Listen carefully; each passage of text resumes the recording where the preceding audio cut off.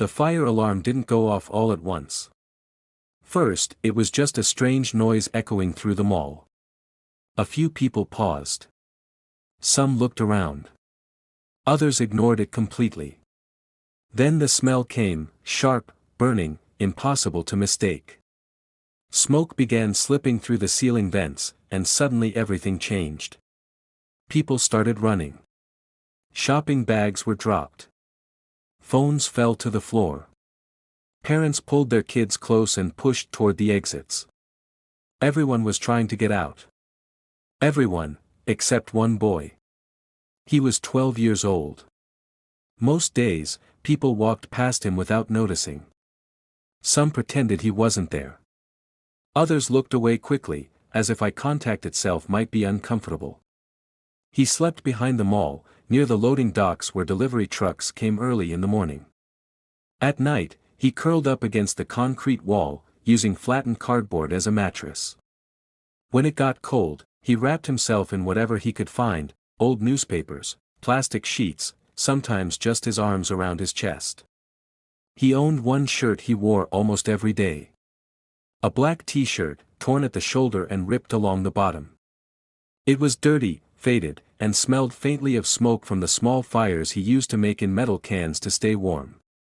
Food was never guaranteed. Some days he ate fries someone left behind. Other days, half a sandwich from a trash bin near the food court. If he was lucky, a security guard or a cleaner would quietly hand him a muffin and tell him to leave before anyone noticed. That morning, he had been sitting near a side entrance, warming his hands against a vent, when the alarm started. People rushed past him. He stood up. Inside the mall, a 5-year-old boy was crying. One moment, the child had been holding his father's hand, listening to him talk about buying a toy. The next moment, smoke thickened, people shoved forward, and his small fingers slipped free. "Dad," he called. No answer. The boy turned in circles, panic rising in his chest. Smoke burned his eyes. His throat hurt. His voice shook as he cried louder. His father was one of the wealthiest men in the city. A billionaire who had built companies, bought skyscrapers, controlled boardrooms. He was also a single father. His wife had died years earlier, and this child was everything he had left. Now he was outside the mall, being held back by firefighters. "That's my son," he kept saying. "Please. He's in there." The firefighters were calm, trained, focused. They were waiting for backup, for clearance, for the right moment. But time was moving faster than plans. If you've ever imagined what you'd do in a moment like that, pause here, and comment below. Would you run in, or freeze? Inside the mall, the homeless boy stopped when he heard the sound. A child's cry. Not shouting. Not panic. A scared, broken cry. His body stiffened. The sound pulled him back years into his own past. He was 7 years old again, playing outside his family's small apartment building in an American neighborhood where everyone knew each other. He remembered laughing, chasing other kids, when someone screamed. Smoke poured from the windows. Fire spread fast. His mother was inside. His father was inside. His younger brother was inside. He tried to run forward. Someone grabbed him and pulled him back. He remembered the heat. The noise. The sirens. He remembered standing there while everything burned. That night, sitting alone, he made a promise in his heart, one he never said out loud. "If I ever hear a child crying in a fire again, I won't walk away."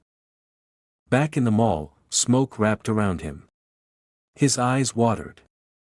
His chest tightened. People were running past him toward safety.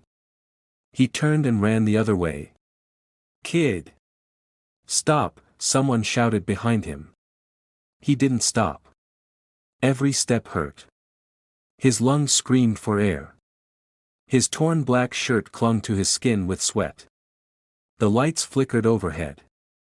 Then he saw the child. The 5-year-old was sitting on the floor near a closed store gate, coughing, tears streaming down his face. His small hands shook as he tried to breathe. The boy didn't think. He tore a strip from his already ripped shirt and gently covered the child's mouth and nose. "Breathe," he said softly. "I've got you. If this moment is hitting you right now, hit like. It really helps this story reach more people." He lifted the child into his arms. The weight surprised him, but he held on anyway. The hallway felt endless. Something crashed nearby. Glass shattered. His vision blurred. One more step. Then another. Outside, the noise suddenly stopped. People saw smoke pour out of the entrance, and then saw a small figure stumble forward, carrying a child. Firefighters rushed in. Paramedics grabbed the boy. Oxygen masks were placed. Orders were shouted. A doctor looked up and said quietly, "Another minute, and he wouldn't have survived." The billionaire father fell to his knees. He didn't look at the cameras. He didn't look at the crowd. He looked at the 12-year-old boy in torn clothes, coughing, shaking, standing alone. That was the moment everything changed. The homeless boy didn't go back to sleeping behind the mall. The billionaire made sure of that. He received medical care. Clean clothes. A real bed. School enrollment. At first, he struggled. He didn't trust easily. He didn't believe good things lasted.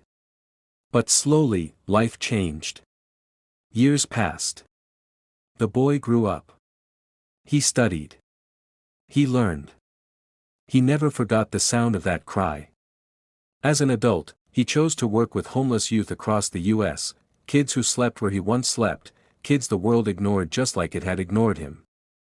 If you believe stories like this matter, subscribe to the channel. More real human stories are coming. When people ask him why he risks so much for others, he always gives the same answer. Because once, someone heard a child cry, and ran toward it. Share this story with someone who still believes kindness can change lives.